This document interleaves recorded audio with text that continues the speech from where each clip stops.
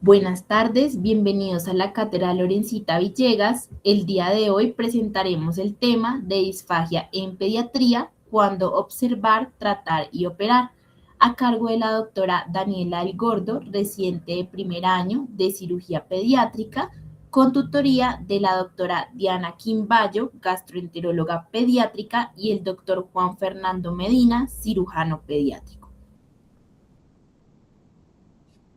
Buenas tardes, como Dani ya me presentó, mi nombre es Daniela del Gordo. La alimentación es uno de los pilares del crecimiento y desarrollo infantil. Sin embargo, para algunos niños, un acto tan cotidiano como deglutir puede representar un riesgo importante de aspiración, desnutrición o deterioro de su calidad de vida. Hoy revisaremos cómo entender la disfagia desde su fisiopatología hasta su abordaje diagnóstico y terapéutico. La prevalencia de esta entidad es de 0,9 al 1% de los niños. Si bien el 1% parece pequeño, esto representa millones de pacientes a nivel mundial. La distribución es igual entre géneros, tiene una edad media de inicio de 8,2 años, pero puede presentarse en pacientes tan pequeños como prematuros. Y hasta el 50% de los padres van a reportar en la consulta problemas con la alimentación y esto no siempre va a ser igual a disfagia. Hay dos poblaciones de mayor riesgo, los niños con parálisis cerebral. En ellos el riesgo de trastornos de la alimentación es del 99% y de este 99% el 81,5% van a tener una disfagia confirmada y la otra población son los niños prematuros que van a tener un 10,5% con problemas de la alimentación. Ahora, en estos niños con parálisis, si vemos ese 81,5%, vemos que la disfagia no es una complicación posible, sino casi que una certeza estadística, y en 8 de cada 10 representa inicialmente una patología silente por medio de la aspiración. Vamos a tener múltiples causas, de las menos representativas en cuanto a estadísticas son las causas estructurales como la macrología o labio y paladar hendido, que presentan una obstrucción más alta. Las causas cardiopulmonares un 15% con cirugía cardíaca y displasia broncopulmonar. Las causas gastrointestinales un 20%. Y acá las más representativas son reflujo gastroesofágico severo, la calasia o la esofagititis eosinofílica, la prematuridad en un 20%, ya que los niños más pequeños van a tener también un retraso del desarrollo, no solamente neurológico, sino también psicomotor y mayor inmadurez de todo ese aparato eh, oral y muscular. Y los pacientes con patologías neuromusculares, que son nuestro grupo más representativo, aquellos con parálisis cerebral, distrofia muscular o posterior a un trauma craneoencefálico severo. El primer mensaje importante de la charla es que la disfagia no es un trastorno de la deglución, es el fracaso de la coordinación entre respiración, protección de la vía aérea y el transporte del bolo. Para entender mejor esta frase, vamos a repasar la fisiología. La deglución inicia con una fase preparatoria, esta va a estar iniciada por los sentidos como la vista, el olfato y el tacto, que preparan al cuerpo para recibir el alimento. Esto va a generar señales neurogénicas a nivel de la corteza amígdala y hipotálamo, viaja desde el núcleo motor dorsal del vago y va a producir estímulo simpático con la liberación de gastrina y ácido clorhídrico. La siguiente fase es la oral, donde se compone de masticación y salivación. Los incisivos generan corte, los molares generan trituración. Esta coordinación va a estar dada por reflejos del quinto par, incluida la caída de la mandíbula y así la formación del bolo alimenticio. También se va a generar una activación de la parótida y de la glándula submandibular, generando lubricación con mucina, la digestión inicial de almidones por enzimas que se encuentran dentro de la cavidad oral y produce higiene oral a través de la IgA y lisocimas.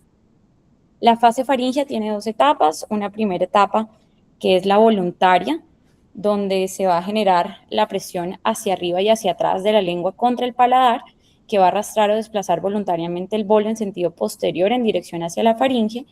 Y una segunda parte que es involuntaria, que inicia cuando se estimulan áreas epiteliales receptoras en los pilares faringios. El impulso viaja por el nervio trigeminio y el glosofaringio desde los centros de la deglución a nivel del bulbo y la protuberancia, y en respuesta a través de los pares craneales 5, 9, 10 y 12. Esto genera un cierre de la vía aérea, acá lo vemos un poquito más adelante, para protección de las cuerdas vocales por medio de la glotis, una inhibición transitoria de la respiración y una relajación del esfínter esofágico superior que permite que ese bolo pase al esófago. Y durante la parte esofágica vamos a tener dos movimientos, un peristaltismo primario, que es una continuación de la onda de la faringe, que tiene una duración aproximada de 8 a 10 segundos, y un peristaltismo secundario provocado por la distensión de las paredes del esófago, que van a persistir hasta que se completa el vaciamiento del esófago. Adicionalmente, vamos a tener dos esfínteres importantes, el esfínter esofágico superior, que está compuesto de músculo estriado, por tanto es voluntario, inervado por el nervio vago y el glosofaringio, y un esfínter esofágico inferior, compuesto por músculo liso, también inervado por el nervio vago.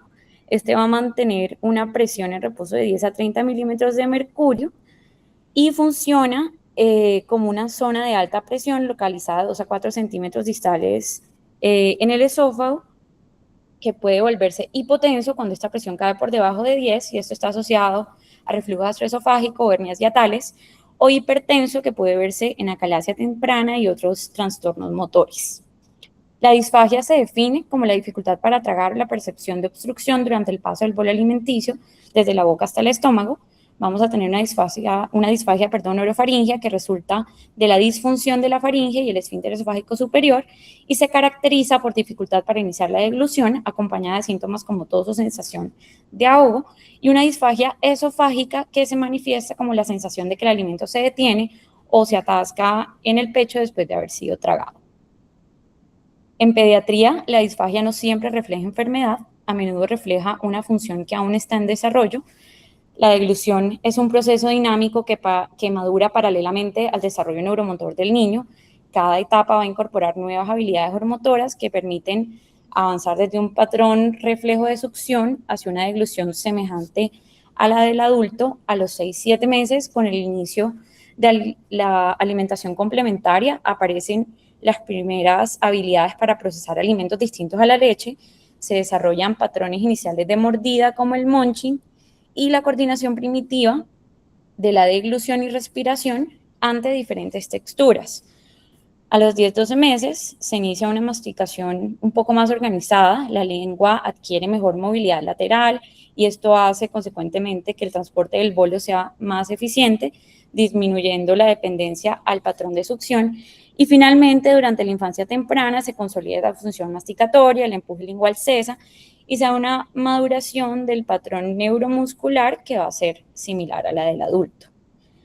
Adicional a estas diferencias fisiológicas, tenemos también diferencias anatómicas. La laringe va a ser más alta a nivel de C2, C3, lo que permite respiración y deglución simultáneas en el lactante. La lengua es más grande proporcional a la cavidad bucal, lo que hace que exista un contacto más cercano entre la base de la lengua y la epiglotis. Y la faringe es más corta y estrecha, lo que ofrece un menor espacio anatómico y por ende, ante situaciones como una hipertrofia amigdalina, puede causarse una obstrucción más fácilmente.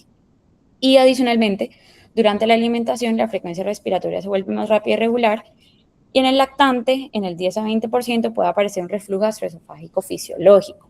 Cuando decimos que este reflujo es patológico, cuando se asocia a síntomas y a complicaciones como desnutrición, aspiración o retraso en el desarrollo. Asociado a la disfagia, se encuentra que el 39.8% de los niños no alcanza su gasto energético total y también que presentan neumonías en este mismo porcentaje. ¿Cómo nos afecta el retraso global? Al no alcanzar este gasto energético total, pues no vamos a tener suficiente sustrato para generar la neuroplasticidad que tiene su pico en los primeros 1000 días de nacido, llevando a un retraso en neurodesarrollo, y también estos pacientes van a tener mayor tasa de estancias hospitalarias y reingresos, lo que afecta no solo al niño, sino también la calidad de vida de la familia. En cuanto a la fisiopatología de la aspiración, vamos a tener tres mecanismos. El primero es una aspiración directa, que es cuando falla el cierre laríngeo durante la deglución y genera atragantamiento clínicamente evidente. El segundo es aspiración por reflujo. Hay ascenso de este material gástrico y esta es causa de microaspiración nocturna. Y la tercera es la aspiración silente, que ocurre sin tos, sin reflejo protector, que no es clínicamente evidente al examen físico, y es más que todo dado en los pacientes con enfermedad neurológica, donde va a tener una aparición entre el 43 al 89% y es la más grave o la más potencialmente mortal de todas. Y lo otro es que la disfagia es frecuentemente ignorada como causa raíz de eventos tipo Grue y de sibilancias crónicas. Entonces, una vez este material es aspirado, genera una reacción química pulmonar aguda, donde favorece también la colonización bacteriana de ese tejido que ya está dañado, llevando a daño irreversible o bronquiolitis difusa, que al microscopio nos los pueden reportar como bronquiectasis y fibrosis, y estos niños van a tener 3 veces más probabilidad de requerir unidad de cuidados intensivos y una mayor tasa de reingresos a los 30 días. Otra de las complicaciones importantes es el colapso metabólico. Muchas veces los niños con disfagia presentan también dolor por estos episodios de atragantamiento o de tos durante la alimentación y los niños asocian deglutir con miedo. Por tanto, adoptan conductas como reducir el volumen de la ingesta y la variedad de la alimentación, a lo cual le llamamos selectividad. El 40% de los niños no alcanza su gasto energético total y hay un desequilibrio aporte-demanda. Este desequilibrio es muy importante tenerlo en cuenta en patologías que van a tener un aumento del requerimiento energético basal, como las cardiopatías congénitas, la parálisis cerebral, los niños con fibrosis quística.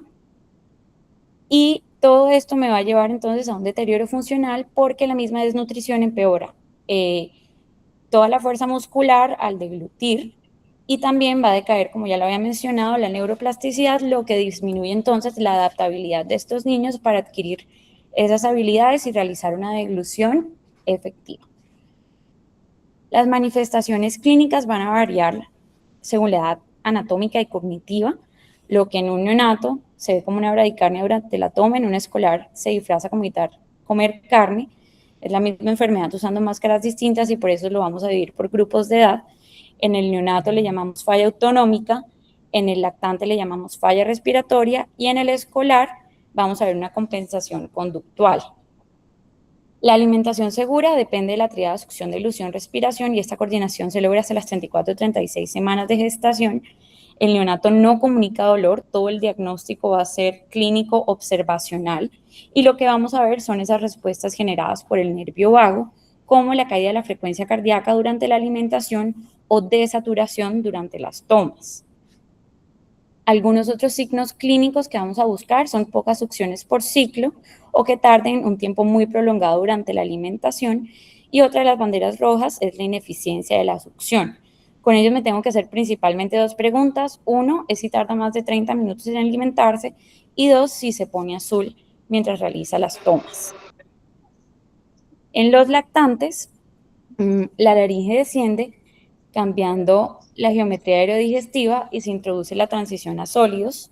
Acá vamos a tener 2 tipos de manifestaciones clínicas. En primer lugar, vamos a tener un eje respiratorio y en segundo lugar, vamos a tener un eje alimentario.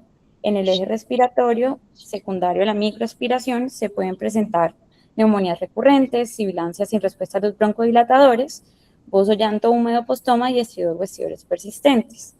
Y en el eje alimentario vamos a tener arqueamiento o hiperextensión durante la toma. Esto nos debe hacer sospechar de enfermedad por reflujo gastroesofágico o esofagitis, falla de la progresión a sólidos y, muy importante, el retraso del crecimiento y la caída de los percentiles.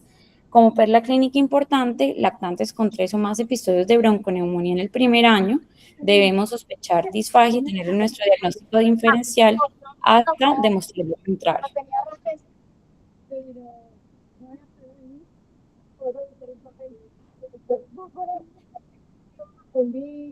Les pedimos el favor de apagar sus micrófonos.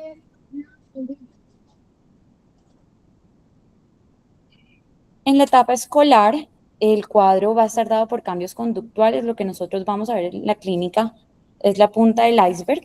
Estos niños son aquellos mañosos para comer, que tardan horas en terminar un plato, que evitan comer carne o que lo cortan chiquitico, que beben litros de agua con la comida.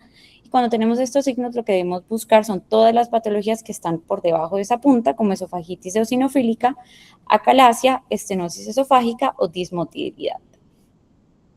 Otro signo clínico, aparte de los ya mencionados, va a ser el vómito frecuente o dolor retroesternal. Esos niños que se quejan de dolor torácico, pero que todas las pruebas cardiovasculares les salen normales. Este es un diagnóstico diferencial a tener en cuenta.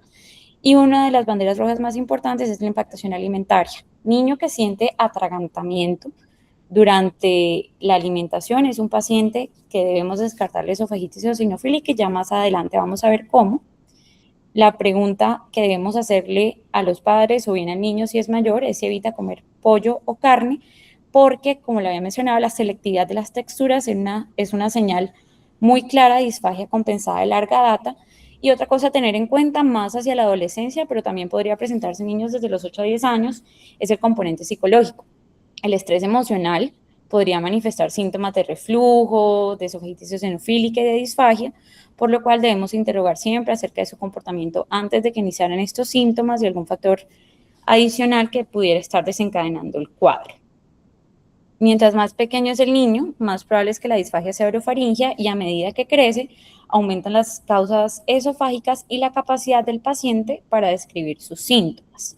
Vamos a hablar ahora de nuestras herramientas diagnósticas. Tenemos la videocine de eglución, que nos permite evaluar la coordinación succión-delusión-respiración y el fallo de ese cierre glótico, por tanto, detectar la aspiración silente. Adicionalmente, pues nos permite evaluar la dilución mediante diferentes texturas y mirar si esta disfagia es para líquidos, para semiblandos, para sólidos. También el tipo y severidad de la disfagia, si hay adicional aspiración, penetración en los pilares y la seguridad de la ingesta. Otra herramienta es la endoscopia de la deglución, por medio de la cual se hace una endoscopia flexible visualizando la faringe y la laringe sin radiación. Las principales indicaciones son pacientes inmóviles, en ventilación mecánica, lactantes con dificultad para ser posicionados o aquellos que tienen un inadecuado manejo de secreciones.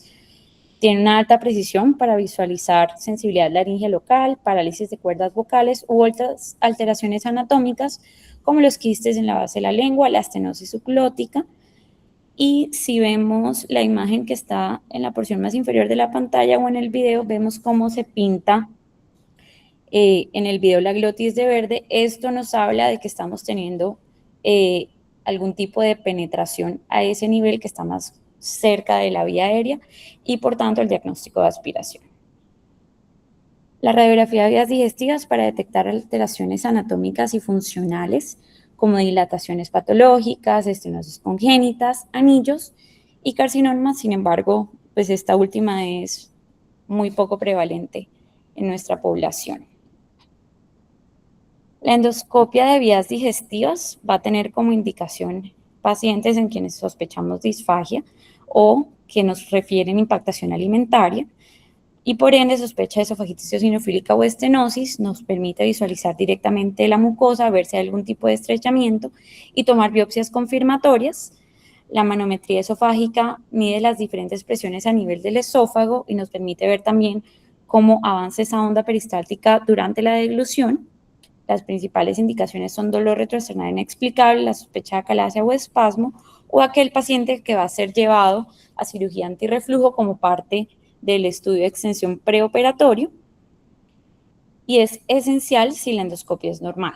Y la pHimetría, que no nos mide presiones, pero sí mira cuánto tiempo el esófago está expuesto a ese reflujo ácido.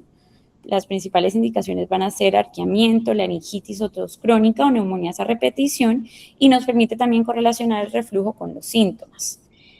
Entonces, la endoscopia con biopsia, lo que estamos viendo en las 4 imágenes son hallazgos que podemos encontrar en esofagitis eosinofílica. En la primera imagen vemos anillos concéntricos o traquealización del esófago. En la segunda, o arriba a la derecha, vemos edema mucoso con algunos exudados puntiformes. En la tercera vemos surcos longitudinales y un poco de estenosis y en la última ya una estenosis mucho más marcada. El protocolo para esofagitis eosinofílica obliga a tomar mínimo 6 biopsias, 2 del tercio inferior, 2 del tercio medio y 2 del tercio superior. Y si bien los hallazgos ya nos dan, los hallazgos a la endoscopia ya nos dan una gran parte del diagnóstico, el diagnóstico definitivo va a ser mediante la patología que nos deben reportar más de 15 eosinófilos por campo. En la manometría esofágica, lo que vemos en la imagen van a ser entonces un mapa de colores de diferentes presiones. Lo que está en rojo y en amarillo son presiones altas, lo que está en verde son presiones intermedias y lo que está en azul son presiones bajas. Durante una deglución normal, observamos la relajación del esfínter esofágico superior seguida de la onda peristáltica que progresa hasta el esfínter esofágico inferior, y el cual debe relajarse en ese momento para permitir el paso del bolo al estómago. Recordemos que el valor de ese esfínter esofágico en reposo es de 15 a 30 milímetros de mercurio. Sin embargo, el otro índice que debemos ver es la presión de relajación integrada, que es la que evalúa la capacidad del esfínter para relajarse después de la dilución puntualmente. Cuando tenemos este índice elevado, nos sugiere una obstrucción al vaciamiento, y la latencia distal, que corresponde al tiempo que tarda la onda peristáltica en recorrer todo el esófago. Una latencia menor a 4.5 segundos nos habla de contracciones tempranas, como en el espasmo, que es muy importante en niños con acalasia. Y la pH-metría, como lo mencionaba, el objetivo es cuantificar la exposición o el tiempo que ese esófago estuvo expuesto al ácido. Cada vez que el pH intraesofágico desciende por debajo de 4, hablamos de un episodio de reflujo. El índice de reflujo es el porcentaje de tiempo que ese esófago estuvo a un pH menor de 4, mayor a 7%, decimos que es patológico y es el principal marcador de severidad. Y además de cuantificar el reflujo, también lo que relaciona con los episodios sintomáticos. Cuando tenemos que ese reflujo se correlaciona con los síntomas en más del 50%, hablamos de una correlación positiva. Hay otras condiciones especiales que me gustaría mencionar. Una de ellas es la disfagia funcional o hipersensible, que hace parte de los trastornos funcionales de la alimentación pediátrica y se genera por una alteración en ese eje intestino-cerebro. Cuando hay una alteración en este eje, los pacientes pueden presentar también esa sensación de comida atorada, como si fuera una esofagitis eosinofílica. Sin embargo, estos niños van a tener endoscopia, manometría y pH impedanciometría negativa, lo que nos excluye estructural o mucosa, una causa como el reflujo y un trastorno mayor de la motilidad. Cuando tenemos todas negativas, el síntoma de comida atorada y con una duración mayor a 6 meses antes del diagnóstico y se presenta más de una vez por semana, podemos hablar de esta disfagia funcional o hipersensible. Para manejarla tenemos 3 escalones. El primer escalón va a ser medidas no farmacológicas, educamos a los padres sobre el eje, les hacemos una higiene dietética y le enseñamos al niño a tener una masticación lenta.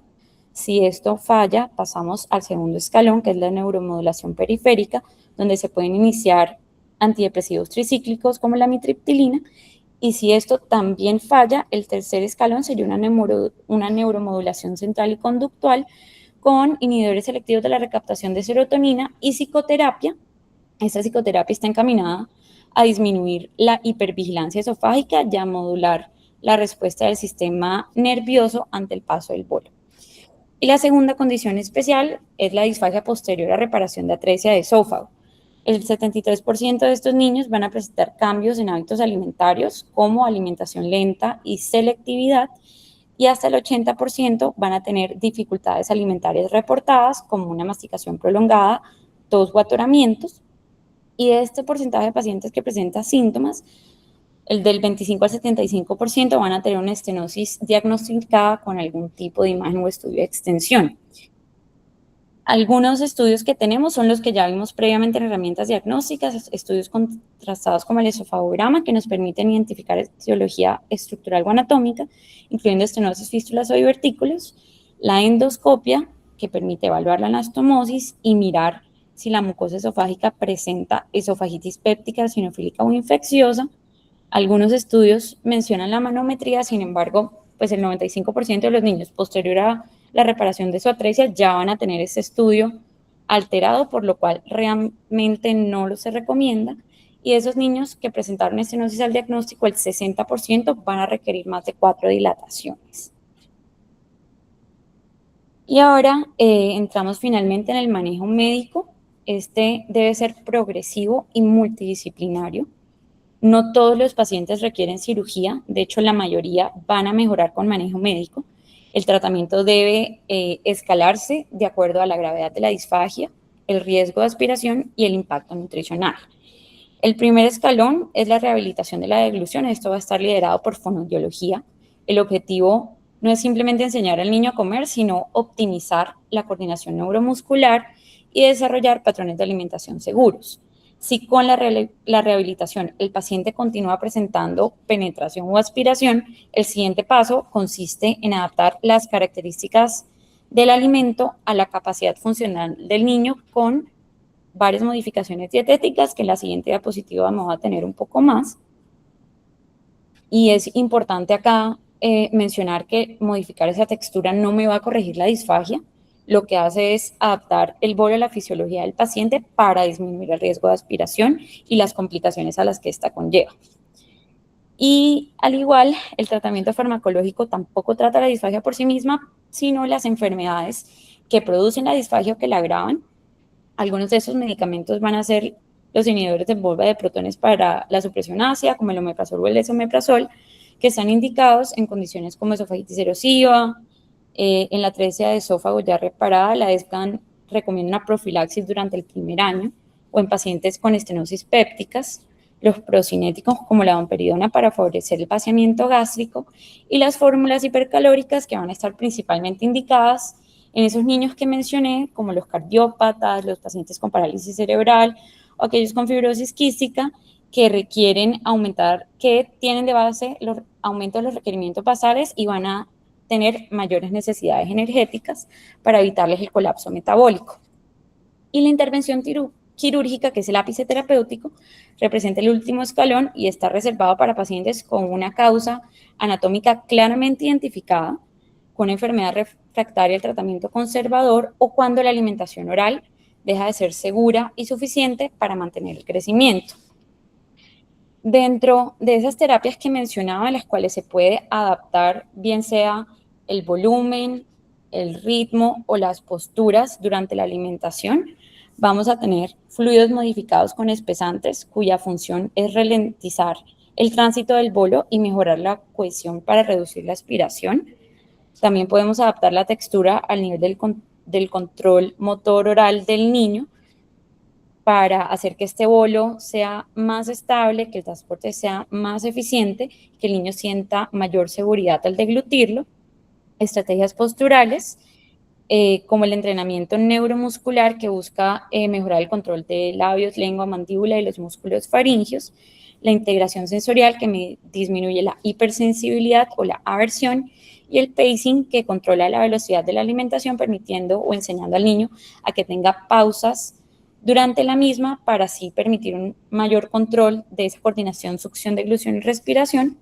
Y el equipamiento especial, que es adaptar las tetinas, los vasos y las cucharas para controlar el flujo de la alimentación y reducir la cantidad que ingresa a la cavidad oral, también facilitando la coordinación.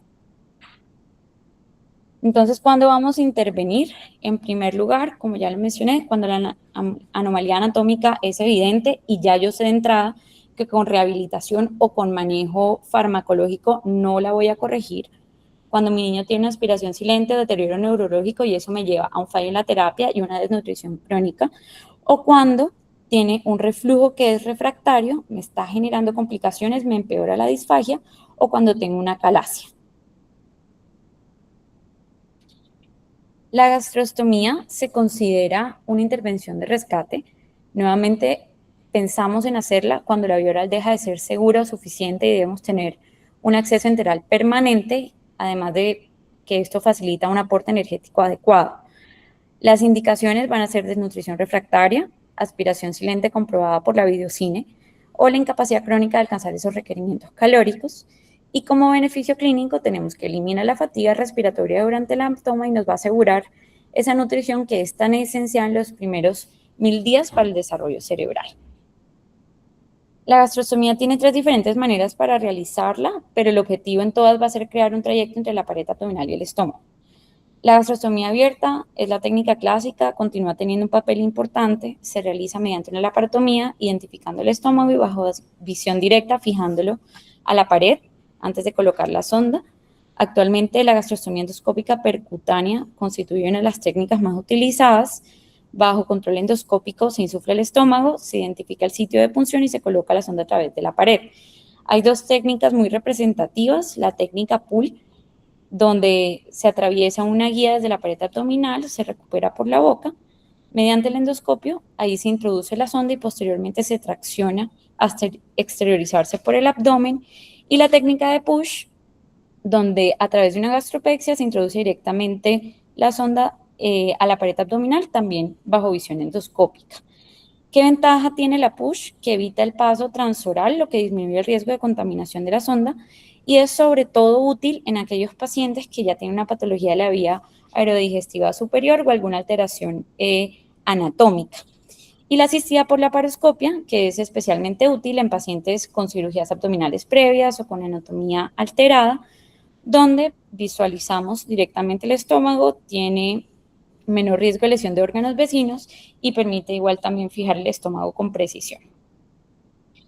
En cuanto a las tres técnicas, actualmente la cirugía abierta queda reservada para pacientes en quienes las técnicas mínimamente invasivas no son factibles o presentan mayor riesgo, o cuando ya tenemos la indicación de realizar una laparotomía por otro tipo de patología en simultáneo, y tiene como desventaja que tiene mayor dolor postoperatorio y una recuperación más prolongada. La gastrostomía endoscópica percutánea es el abordaje menos invasivo, ofrece una recuperación rápida y es la de elección cuando tenemos anatomía favorable, y la laparoscopia, que es ese equilibrio entre mínima invasión y máxima seguridad anatómica, pero tiene la desventaja de la anestesia general y que al insuflar el abdomen con CO2 en pacientes lactantes o críticamente enfermos, esto va a oponer un mayor riesgo de complicaciones respiratorias. Otro mensaje muy importante que quiero dejar es que la gastrostomía no es una derrota terapéutica, sino una intervención temprana que salva la trayectoria del crecimiento y cambia el pronóstico a corto y largo plazo.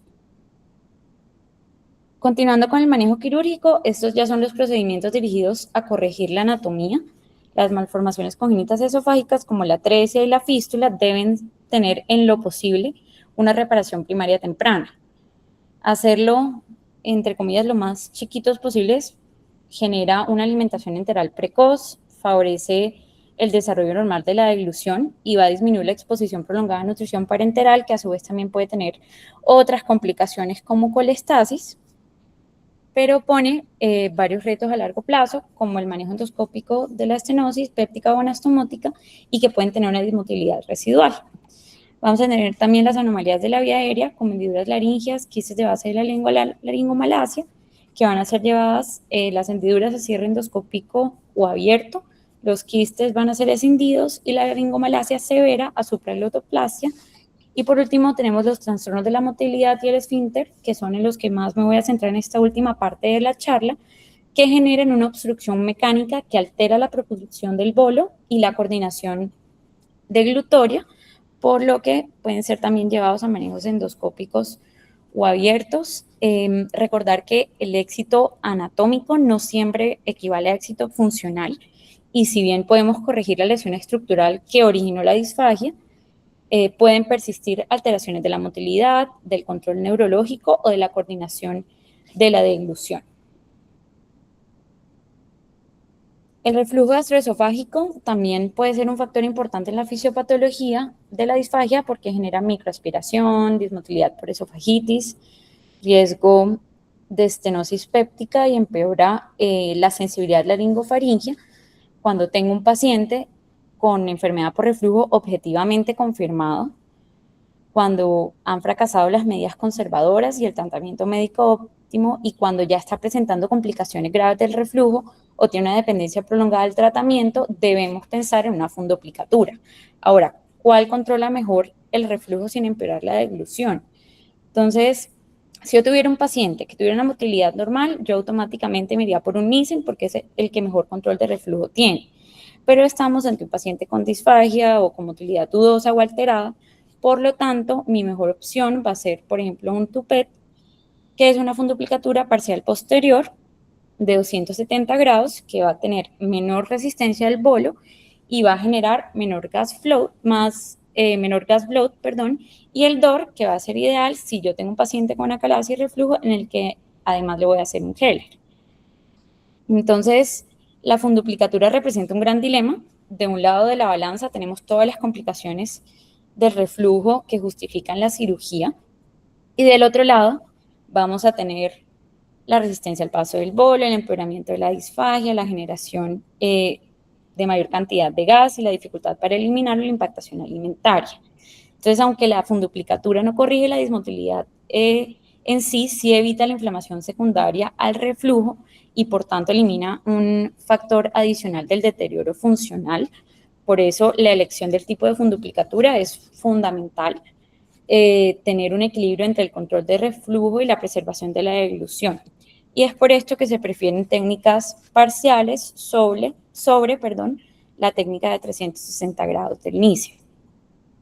Ahora bien, la calasia es una ausencia de relajación del esfínter esofágico inferior y produce la disfagia porque existe una obstrucción funcional en la unión esófago-gástrica por la pérdida de neuronas inhibitorias del plexo mentérico de Auerbach y el esfínter no se abre adecuadamente. Entonces hay retención del bolo y hay alteración de la peristalsis. El diagnóstico lo vamos a hacer con un esofagograma que evidencia una estenosis distal o la imagen característica en pico de pájaro y dilatación esofágica proximal. La endoscopia de vías digestivas es para descartar causas mecánicas o estenosis péptica. Y tenemos la manometría, que ya la mencioné, que es nuestro gold standard. Basado en el resultado de esa manometría, bajo la clasificación de Chicago, yo puedo tener 3 tipos de pacientes.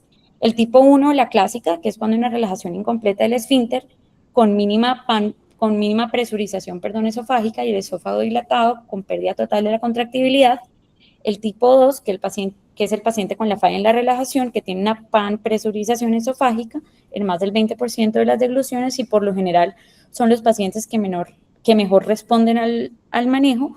Y el tipo 3 o la espástica, que es la falla en la relajación con contracciones prematuras y de alta amplitud en el esófago distal, que son aquellos que van a requerir un abordaje más extenso. Adicionalmente tenemos unos medicamentos como el nifedipino, los nitrazos o la inyección de toxina botulínica que van a disminuir transitoriamente la presión del esfínter esofágico inferior, pero no me van a modificar la historia natural de la enfermedad. Es más que todo sintomático o como terapia puente hasta el procedimiento quirúrgico. Entonces, si yo tengo un paciente que en manometría me arroja un tipo 1, un tipo 2, yo debo pensar en hacer una miotomía de Heller con un DOR y podríamos pensar en el TUPET, pero nuevamente el DOR sería de elección en los pacientes con acalasia. Estos van a ser los típicos pacientes que presentan disfagia clásica a sólidos y líquidos, pacientes que deben ser aptos para la laparoscopia y que tienen bajo riesgo tolerado para reflujo postoperatorio. Y el tipo 3, que es aquel paciente que presenta espasmo esofágico difuso o contracciones vigorosas, va a ser mi candidato para un POEM o una miotomía endoscópica peroral, que ya vamos a ver cuál es la diferencia técnica entre ambas, porque permite hacer esa extensión adicional hacia el esófago y tiene la ventaja de que es un abordaje 100% endoscópico libre de incisiones. Ambas técnicas van a ofrecer tasas de éxito superiores al 90%. El POEM tiene mejor eficacia, pero tiene mayor incidencia de reflujo en el postoperatorio y por tanto debemos tener siempre en cuenta que la manometría define al paciente, pero la fisiopatología va a definir la cirugía. En la miotomía de Heller, vamos entonces primero a exponer completamente la unión gastroesofágica para identificar el sitio donde se encuentra esa obstrucción funcional. Luego dividimos las fibras musculares del esfínter esofágico inferior sin perforar la mucosa, eliminando la resistencia que este ofrece. Y luego le adicionamos la funduplicatura parcial para reducir el riesgo de reflujo. Mientras que en el POEM, con los instrumentos endoscópicos, vamos a crear un túnel submucoso que permite acceder a la capa muscular. Dentro del túnel se seccionan las fibras musculares del esfínter esofágico inferior y del esófago distal y se cierra la mucosa con clips, dejando la miotomía protegida dentro de la pared del esófago. Ahora, como lo mencionaba, la principal ventaja que me ofrece un POEM frente a estos pacientes tipo 3 es que la miotomía debe extenderse para incluir todo el segmento espástico, que puede incluir de 8 a 10 centímetros de esófago. Y para concluir y responder, el título de la charla es ¿qué paciente se debe observar, qué paciente se debe tratar y qué paciente se debe operar? Vamos a observar al paciente sano con adecuada ganancia de peso y talla. No toda alteración de la deglución requiere intervención inmediata. Muchos lactantes presentan inmadurez funcional, pequeñas penetraciones laringeas o dificultades leves de la alimentación que mejoran espontáneamente conforme madura el sistema neuromuscular. Aquí lo que debemos hacer es vigilancia clínica, seguimiento antropométrico, mirar cómo se van modificando las curvas de crecimiento, educación a la familia y después de esto reevaluar para ver si vuelve a presentar síntomas o los síntomas empeoran. Los pacientes prematuros son los únicos que no tengo en ninguna de las tres categorías porque representa la mayor zona gris. Recordemos que la coordinación succión, respiración y deglución madura aproximadamente entre la semana 34 y 37 de edad corregida y deja de ser fisiológica cuando deja de ser segura o deja de ser eficiente, es decir, cuando el paciente pierde peso, cuando presenta aspiración, tos frecuente o bradicardia durante la alimentación. Aquí ya decimos que es patológica y ya sí o sí debemos tratarla.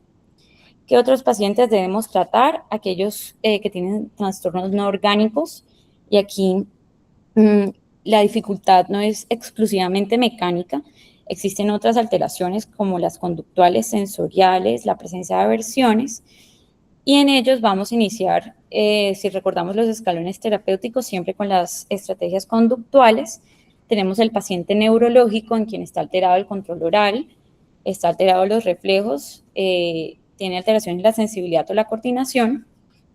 Los lactantes con aspiración leve a moderada, debemos empezar con modificaciones de la consistencia, cambios posturales y control del volumen durante la alimentación. Y aquellos pacientes que tienen alteraciones antropométricas, pero que pueden alimentarse de forma segura vía oral. Y aquí, este punto es muy importante, ya que yo, como médico tratante, debo confirmar esa seguridad de la vía oral, bien sea con la videocine de deglución o el equipo de fonoaudiología también puede realizar pruebas terapéuticas para ver qué tanto está aceptando el niño la vía oral. Aquí el problema va a ser exclusivamente energético, mi niño no alcanza los requerimientos, entonces podemos empezar con unas fórmulas hipercalóricas o modificando bien sea la alimentación o las fórmulas que tengan en casa, y las terapias dirigidas a disminuir la fatiga y a aumentar el volumen de la comida. Y finalmente, ¿cuándo operar?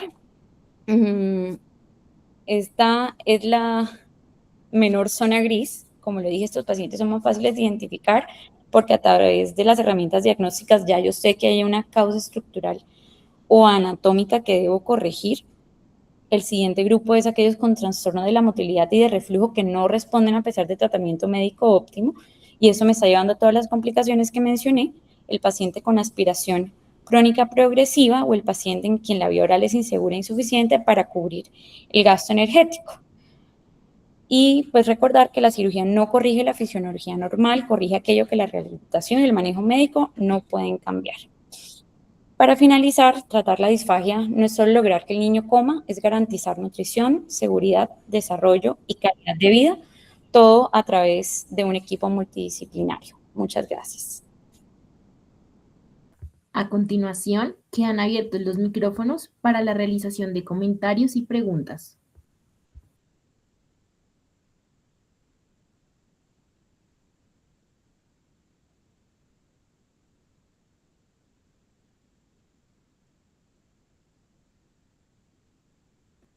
Doctora Quimbayo. Hola, muy buenas tardes. Bueno, muchas gracias por la invitación. Es un gusto para mí pues, haber sido tutor de Daniela en esta presentación. Me decía que es un tema y un síntoma realmente muy importante de patologías aerodigestivas que muchas veces compartimos con ustedes, ¿no? Con los cirujanos pediatras. Y pues que es ese abordaje integral y ese manejo multidisciplinario el que nos permite finalmente pues que los pacientes tengan un buen pronóstico. Y por otro lado, siempre le digo yo a Dani que también tenga en mente que, como lo ha visto ya en consulta, que desde el punto de vista clínico, nosotros también estamos teniendo un incremento de la patología de esofagititis eosinofílica y desde niños muy pequeños, desde etapa preescolar, incluso lactantes, entonces sí también es importante esa sospecha y el diagnóstico es clave, una buena toma de biopsias, que es lo que finalmente pues nos va a ayudar, porque es ese estudio histopatológico el que nos va a dar el diagnóstico. En cuanto, por ejemplo, qué pacientes uno debe sospechar, los quirúrgicos, uno debe sospechar más esofagititis eosinofílica, los pacientes de atresia de esófago, ellos tienen un incremento un poco más alto, se habla hasta 3 veces más de la población normal de hacer la esofagititis eosinofílica, entonces ustedes entran y ven una esofagitis también tienen riesgo de hacer esofagitis por cándida, pero sí es preferible tomar varias muestras de ese esófago, pues para que no se nos pase de pronto este diagnóstico. Obviamente, pues bueno, ustedes ya son líderes en toda esta parte quirúrgica. De todas formas, pues nosotros siempre les damos la mano con todos estos estudios de la motilidad, de fisiología digestiva que tenemos, como son las manometrías.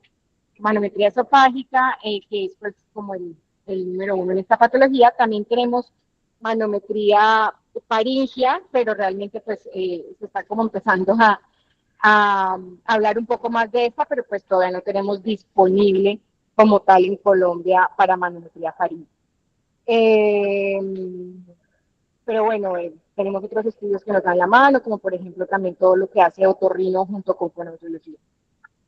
Bueno, muchas gracias. No sé si alguien tiene alguna pregunta, algún comentario.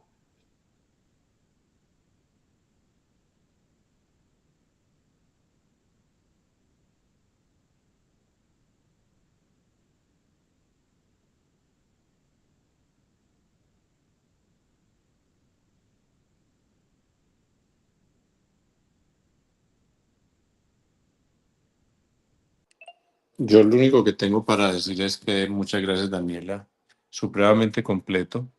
Desde el punto de vista de técnica quirúrgica, sobre todo en acalasia, sí tengo una, una opinión diferente respecto al DOR, pero no es que no se pueda usar, sino que tradicionalmente hemos usado más el tupé, básicamente por ese cubrimiento de 270 grados que mantiene abierta la miotomía que hacemos.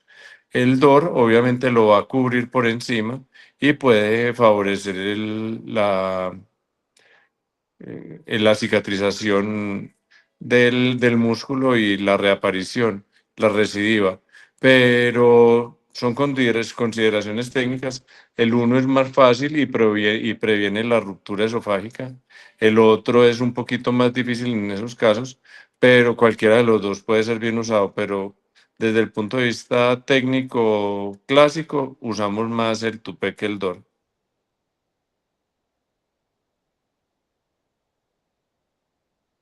Muchas gracias, profes. Muchas gracias a los doctores por su participación.